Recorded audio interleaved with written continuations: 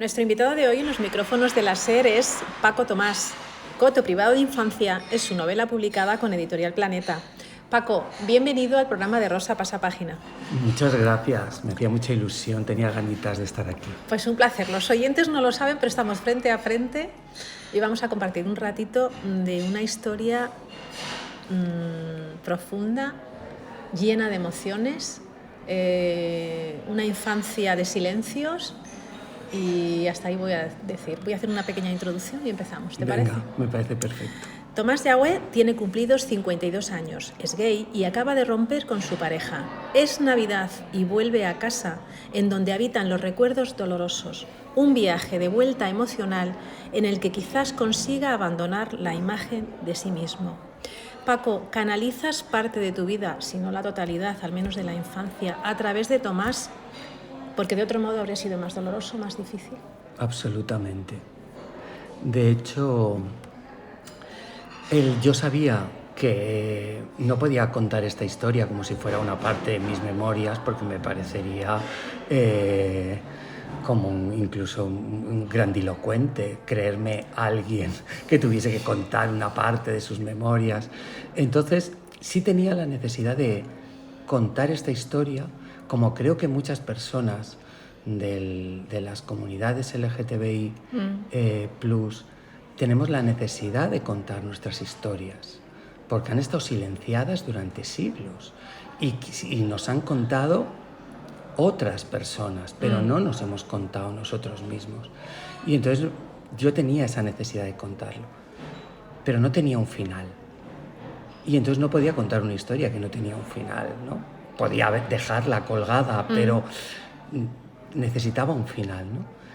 Y cuando eso sucedió, cuando la vida me regaló de alguna manera ese final, dije, pues ahora la puedo contar. Y dije, quizá con autoficción. Pero la autoficción me obligaba a estar protagonizada la novela por Paco Tomás. Y yo no podía escribir todo eso con Paco Tomás. Me costaba muchísimo. Paco Tomás o mi madre o con todos los nombres reales. Ya era bastante la realidad de lo que contaba para poner los nombres reales, ¿no? Y se me hacía muy difícil. Y me di cuenta que si ficcionaba directamente y compartía la mochila con Tomás Yagüe, era más fácil. Entonces, entre Paco Tomás y Tomás Yagüe, cargamos la mochila. Bien cargada. Sí, sí. Con 7 años eres el marica de la clase, sin saber por qué, ni por qué abusan de esa manera. No sabes por qué eres diferente o por qué te sientes diferente. Ser diferente no te hace ser raros, sino ser único, yo creo. Pero tú cuando tienes 7 años no sabes nada de todo eso. Ahora sí lo sabes y ahora se lo podrías decir incluso a un chaval o a una chavala que estuviese viviendo lo mismo que tú. Pero tú en aquel momento no lo sabes. Tú no quieres ser único, tú quieres ser uno más. Y ese es el problema, ¿no? Que ya desde muy pequeño te están diciendo que tú no eres uno más. Cuando tú lo que quieres es formar parte del grupo, que es algo que nos sucede siempre en la infancia. Por eso es tan determinante los amigos, el colegio, porque es donde empiezas a socializar y a crear ese vínculo que va más allá de los lazos familiares.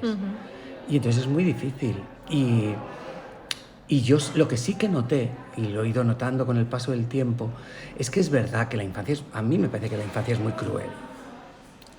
Pero notaba que esa violencia que se ejercía también se ejercía contra los niños gordos, contra los niños y niñas que llevaban gafas, con las niñas que tenían los pies planos, incluso con los empollones. Sé que se les llamaba empollones precisamente, y eran los que sacaban mejor nota, ¿no? Sí. Entonces, toda esa violencia, yo noté que la mía era distinta. No sabía muy bien por qué, pero era distinta. Porque el niño gordo llegaba y decía a sus padres, me llaman gordo. Y sus padres reaccionaban inmediatamente y iban al colegio. Pero yo inmediatamente supe que no podía decir me llaman maricón. Es algo que es muy difícil de explicar cómo un niño puede llegar a esa conclusión, pero ya nota que lo suyo no se puede contar. No lo puedes contar porque en casa la vergüenza les ahoga, les aplasta. Claro. Si tú llegas diciendo que eres gordo, tu madre te dice que no le des ninguna importancia. Pero si tú le dices que te sientes diferente, que eres un marica, se crea ese rechazo, esa barrera y esa vergüenza, Claro, ¿no? porque A no tenemos querer además mirarte. que entender eso en una familia de los años 70. Que Mm. posiblemente hoy habrá familias también así, pero no es tan habitual porque por suerte hemos evolucionado. Y entonces ahora no es un conflicto. Habrá familias en las que aún lo siga siendo, Sí. pero en general no es un conflicto. La infancia se sobrevive. Claro, sí. La infancia hay que aprender a superarla. Es un momento tan determinante de nuestra existencia y le damos tan poca importancia, tan poca, Es verdad. y es determinante. O sea, es que todo lo que luego acarreamos en la adultez está fraguado en la infancia. Es verdad. La adolescencia también es un momento clave, pero es que yo creo que incluso en la adolescencia repetimos ya cosas que nos han sucedido en la infancia y no le hacemos caso. Ni siquiera en la manera de educar somos conscientes de qué manera ese grito, esa decisión, eso que ha visto el niño en casa le va a condicionar el resto de su vida. No somos conscientes. Hablamos de Carmen, en este caso es la madre de Tomás y Antonio. Carmen está educada para servir a los demás, ni siquiera se preocupa de sí misma. Es el perfil de la madre, de la mujer de esa época, de épocas anteriores, y yo casi me acercaría a los 80, 90, más según qué situación. Eso no es no la convierte a ella o sea, no es una excusa, quiero decir. Una cosa es que tú estés al servicio de los demás y otra cosa es que no seas capaz de proteger a tu hijo y superar esa vergüenza. Sí, hay un momento que en la novela Tomás explica, es que si un perro rabioso fuese a morderme, mi madre se pondría en medio del perro rabioso y aceptaría el mordisco. Si viniese una invasión alienígena, mi madre se convertiría en la de Terminator por proteger a su hijo. Pero Maricón no podía, era superior, porque venían de un adoctrinamiento. Eso es. Que precisamente les convertía en nuestros enemigos. Y ellos creían que estaban haciendo bien, porque les habían dicho que eso era muy malo y que lo podían revertir, con disciplina, con castigos, con silencios, con menosprecios, con malas caras, y eso era lo mínimo. Luego había familias que te llevaban a que te lobotomizasen, terapias de conversión. Entonces, claro, les estaban adoctrinados precisamente para reaccionar así. Pero es toda... Supongo que habría también sus particularidades y gente que se salía de esa norma en aquel momento también. Pero yo recuerdo que eran unos años pues lo que era el ama de casa, que ya... Yo creo que ya no existe ese concepto de ama de casa. Era el ama de casa y además esa cosa de el qué dirán. Una sociedad absolutamente pendiente del resto, más preocupada de lo que sucedía en su casa, más pendiente del qué dirán, del qué comentará la vecina, de si los demás han visto qué. Esa sociedad que a mí me parece que esa manera de encerrarse en sus emociones me parece súper lorquiana. Sí, lo es. Sí. Hablabas de que se podía corregir, ¿no? Dices, la curación de esa derivación sexual no es imposible. Había una doctrina yo diría que en forma de libro que ocupaba la mesilla, como apuntas, como una Biblia, como un Quijote, como el libro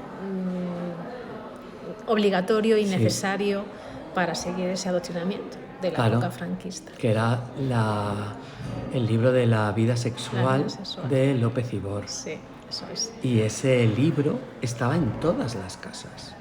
En todas las casas, o sea, fue el superventas. Y en mi casa estaba, pues ya te digo, la Biblia, el Quijote y el libro de López Ibor. Era muy curioso porque el libro de la vida sexual de López Ibor no estaba en el salón. La Biblia y el Quijote sí. El de López Ibor estaba en el armario de mis padres. Y en ese libro aparece esa explicación que tú has leído. O sea, yo lo primero que hago cuando ya me pongo a investigar, porque yo llego a ese libro, pues por casualidad un día, pues como los álbumes de fotos familiares también estaban guardados en el armario. Entonces, un día pues me encuentro con ese libro y pues oye, lo empiezo a ojear y claro, pues hay muchísimas fotos que a mí me llaman la atención, las fotografías, ¿no? Luego ya es cuando me pongo a buscar la letra y en la letra es donde me encuentro en un apartado de perversiones o no me acuerdo ahora exactamente cómo estaba definido y ahí me encuentro lo que era la homosexualidad y claro, fue peor porque lo primero que te dicen es que eres un enfermo y lo segundo que se puede curar. ¿Y de qué manera? ¿Y de qué manera se puede curar? Claro, que era con torturas, que es como se sigue haciendo hoy. Las terapias de conversión son torturas. Sí, se siguen haciendo, por desgracia. Sí. Con 11 años, Tomás se da un baño de colonia para encubrir la verdad. Tragarse la vergüenza para no avergonzar. Sí. Se me eriza la piel, decir esto. Ya, y a mí se me hace difícil. Porque la crueldad de la infancia es que a mí me ha costado mucho ver sensibilidad, afecto. A mí me ha costado mucho relacionarme con los niños desde la adultez. Me ha costado relacionarme con la infancia porque me producen un rechazo inmediato. Porque fueron tan crueles, llegando a unas cotas de crueldad tan horribles, tremendas, para demostrar que eran hombres. Porque lo que les motivaba era eso, o sea, con 7 años, con 10 años... La masculinidad. Su masculinidad era yo soy un hombre y tú no. Porque yo soy lo que mi padre es y lo que la gente aplaude que tenemos que ser, ¿no? Y cuando tú no eres así, te tenemos que castigar, te tenemos que avergonzar. Tienes que sentirte tan incómodo por ser así que tú mismo intentes cambiarlo, porque en el fondo, tanto las familias como los agresores del colegio, como la sociedad de ese momento, en el fondo lo que pretendía era que tú cambiaras. Es verdad. Y si no lo hacías por las buenas, por las malas. La Virgen... Sí. Perdón. Pero no, que la colonia no sé si llegó a cubrirlo. A cubrir. Es tremendo. Lo dejamos para que lo lean. Sí, cuando lo lean. Como esto, la virginidad es algo que debes de elegir tú, de disfrutarlo tú y de saber en qué momento quieres perderla. Lo único que consiguió Tomás fue que su padre dejara de hablarle. Otro punto importante del libro, duro, real, supongo, o no, da igual, porque si no es Tomás es Juan, o es María, o es Pepe. Pero bueno, bien. Claro, por ejemplo, claro, yo fui una generación, y en eso lo comparto con Tomás Yagüe, con el protagonista, fui una generación que creció desde la sensación de error, de ser un error, de ser ilegítimo. Aunque tú te aceptabas y tú decías, pues este soy yo, en el fondo creciste pensando que nunca te iban a amar, que tú estabas condenado a eso que habían dicho que te iba a pasar, que además era lo que veías en las películas. Sí. y es lo que veías, porque en aquel momento tampoco podías acceder a mucha literatura LGTB, no se había traducido aún muchas cosas, pero el cine, todos los personajes que podían parecer homosexuales eran castigados brutalmente, o morían, o se suicidaban, o tenían todo el desprecio de la sociedad, acababan solos, destruidos. Entonces con eso creces. Entonces piensas que nunca vas a conseguir amor. Entonces, claro, yo recuerdo que yo iba al cine cuando empezaron a aparecer ya películas que empezaban a contar la homosexualidad desde otro lugar. Y recuerdo Maurice y Another Country, Retorno a Brideshead, la serie. Y empiezas a ver eso. Y entonces caes profundamente en el amor romántico y en todas las trampas del amor romántico. Las compras todas, porque te han dicho que eso nunca lo vas a tener y tú quieres tenerlo desesperadamente. Entonces compras todas las trampas y caes en relaciones muy tóxicas muchas veces. Incluso pierdes la virginidad con gente muy tóxica a veces, porque tú buscas desesperadamente eso. Cariño, amor. Sí. Y tú buscas perder la virginidad con unos conceptos, hablo especialmente de mi caso, tampoco habrá gente que no haya tenido esa experiencia, ¿no? Pero mi caso, que es similar al de Tomás Yagüe, lógicamente,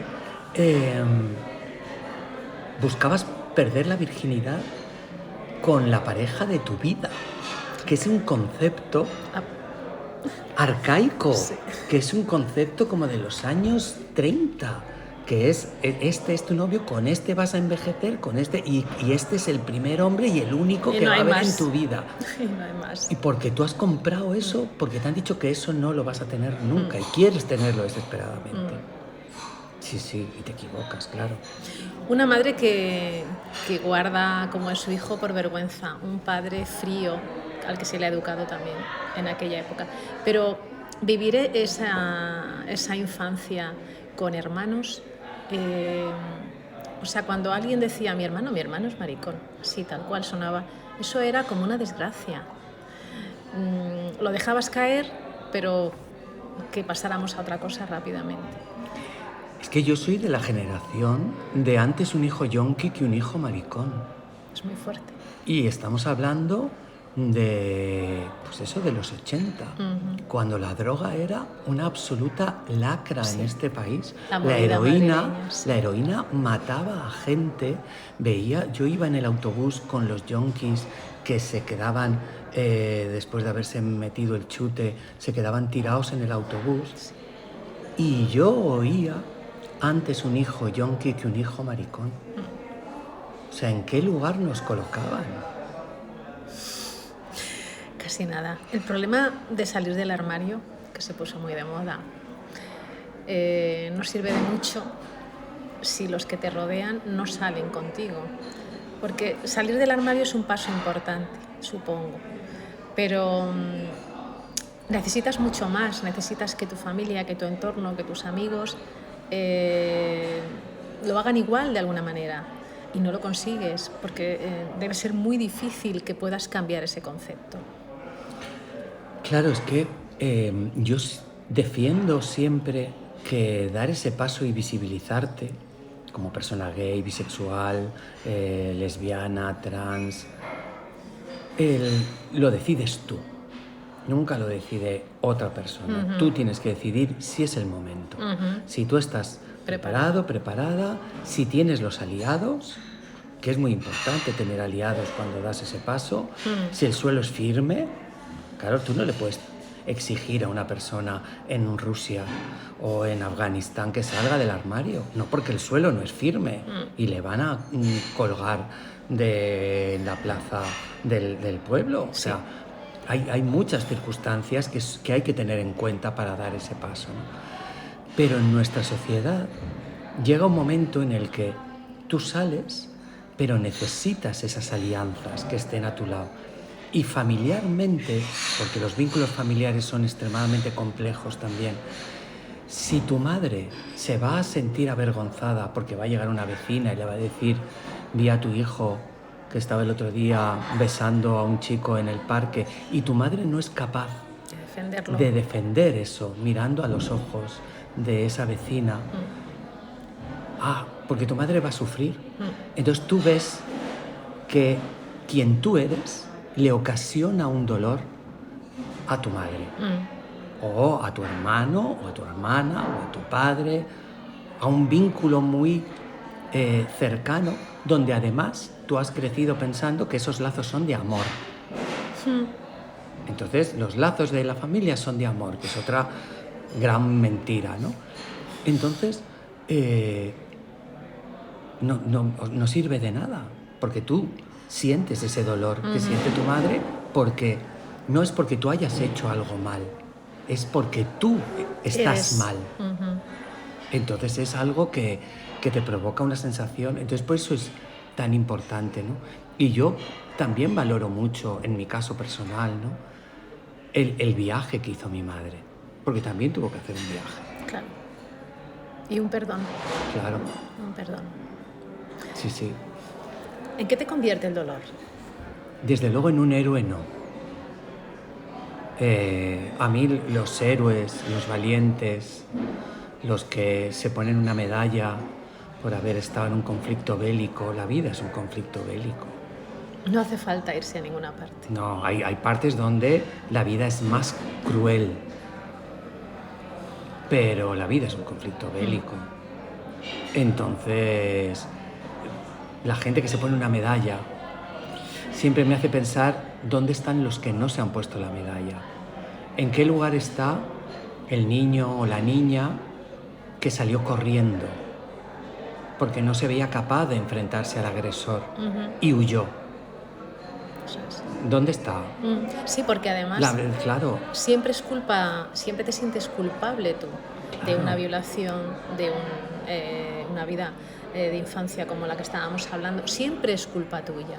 Porque la sociedad inmediatamente, incluso en este momento en el que hay unas políticas feministas, hay unas políticas de género, se está trabajando también con políticas LGTBI, incluso en este momento toda la carga cae sobre la víctima. Sí. A la víctima se le dice, denuncia.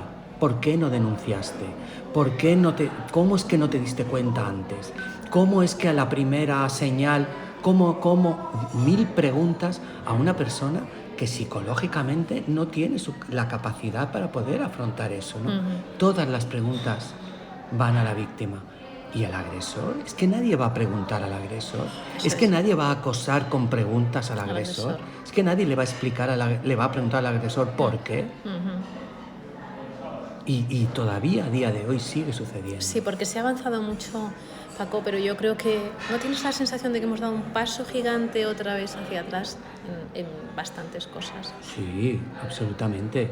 Y es muy peligroso. Y sobre todo es muy peligroso que esta sociedad no sea consciente de eso.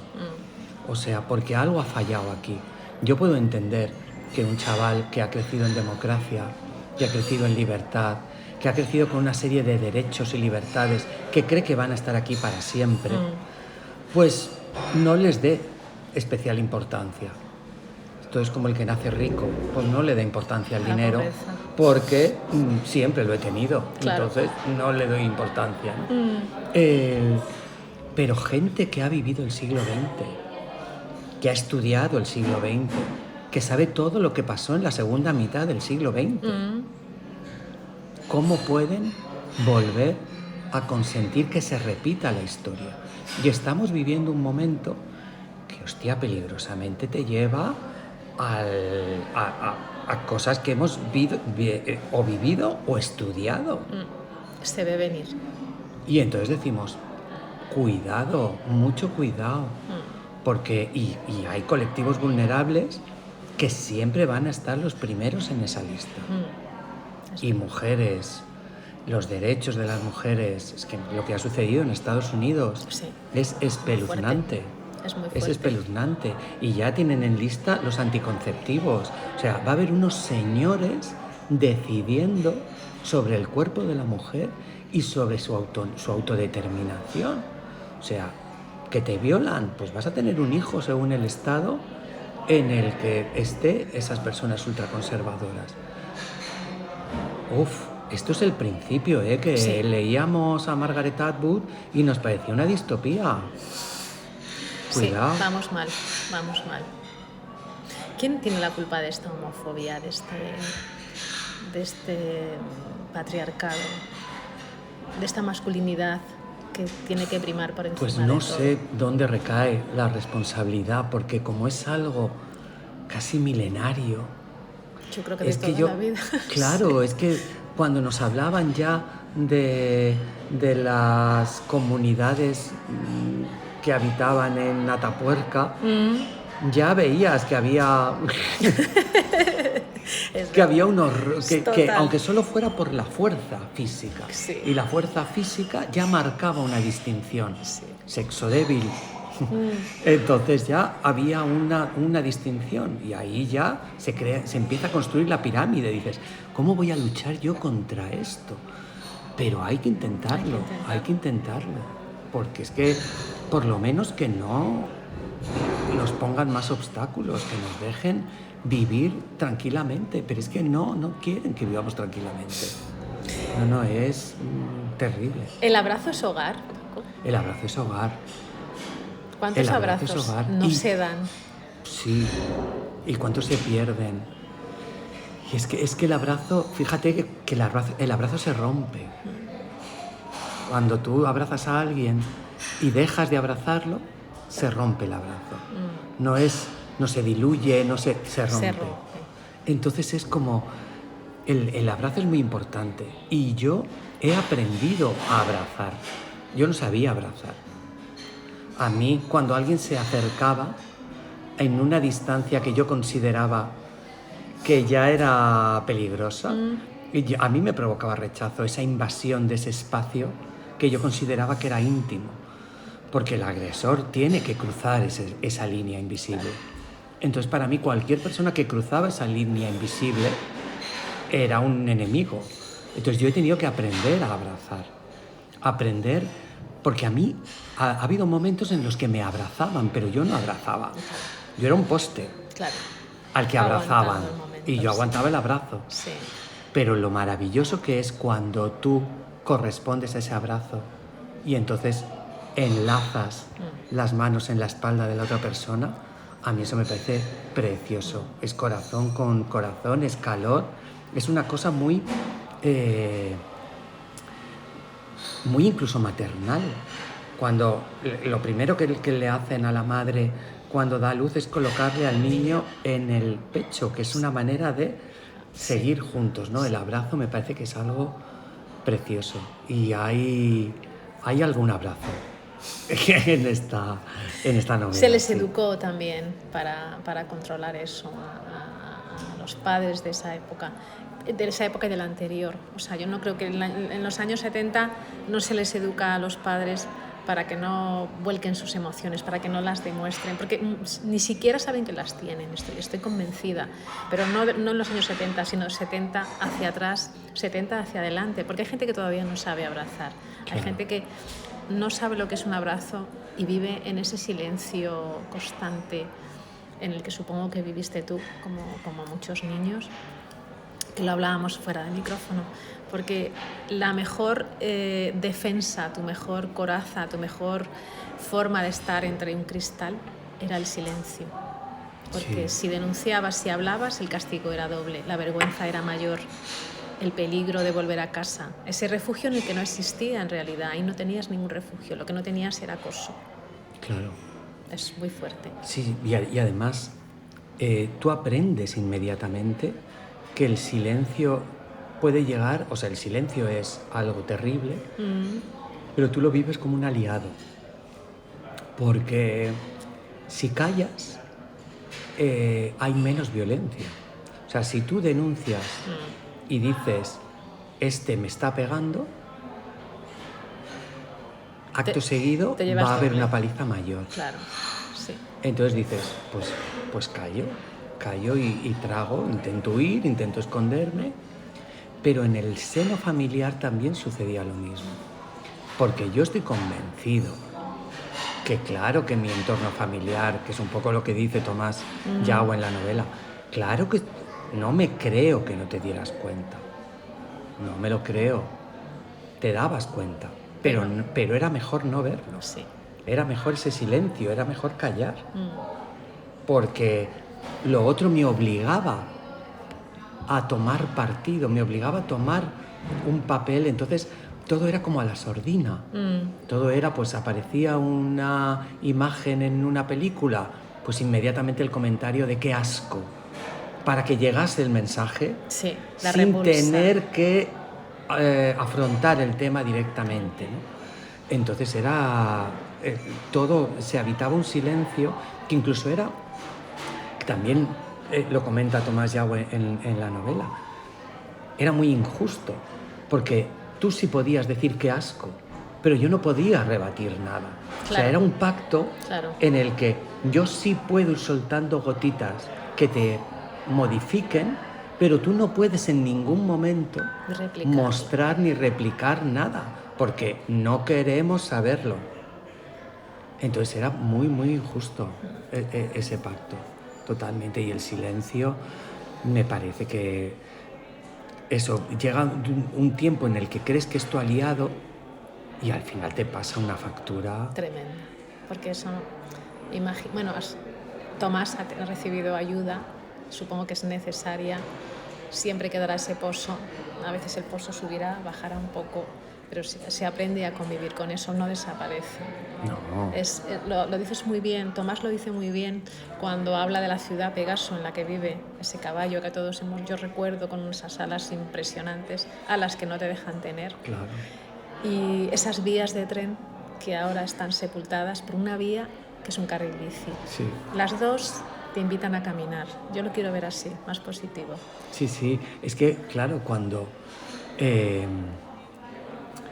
yo creo que cuando yo me fui de Pegaso, yo prácticamente o sea, ya cuando mi padre fallece y ya se marchan a vivir a Mallorca y tal, yo no he vuelto a pisar ese sitio, ¿no? Pero sí volví para que Tomás Yao tuviese conocimiento de cómo era Ciudad Pegaso hoy. Y es totalmente, es distinto. Es menos gris. Es menos gris. Pero lo mismo también tiene que ver con mi recuerdo, que por eso también Tomás dice que a veces los lugares cambian más rápido que las personas. Y hay un carril bici sepultando aquellas vías, y hay carteles de mujeres emprendedoras y luchadoras del barrio, abuelas del barrio, y el colegio tiene las verjas pintadas de colores. Y banderas multicolor en todos los sitios. Entonces ha cambiado el lugar. Y para mí es importante que además lo haya hecho. Claro que sí. Sí, es importante. Pero lo que no ha cambiado es el búnker, que sigue igual de horrible. Sigue siendo un escombro ahí en medio, qué cosa tan fea. Sigue estando ahí para que no se pierda la referencia de algo que fue, supongo. Sí, pero bueno. Pues coto privado de infancia, Paco, un placer. El placer ha sido mío con esta conversación tan bonita. Yo creo que es muy bonito que lo hayas contado a través de Tomás. Tomás es parte de ti. Sí. Y tú eres parte de Tomás. Y yo creo que aunque hayamos dado un paso gigante hacia atrás, seguimos ahí. Y no sé, yo quiero creer que todo va a ir siempre a mejor. Es que ese es el motor. Y que el pozo no te haga demasiado daño. No, o sea, las heridas siguen. Siguen, no sé, se curan, pero no duelen. Ahí. Entonces ya está. Ya si evitamos el dolor, ya va bien. Pues muchas gracias. Gracias a ti, Rosa. Un placer.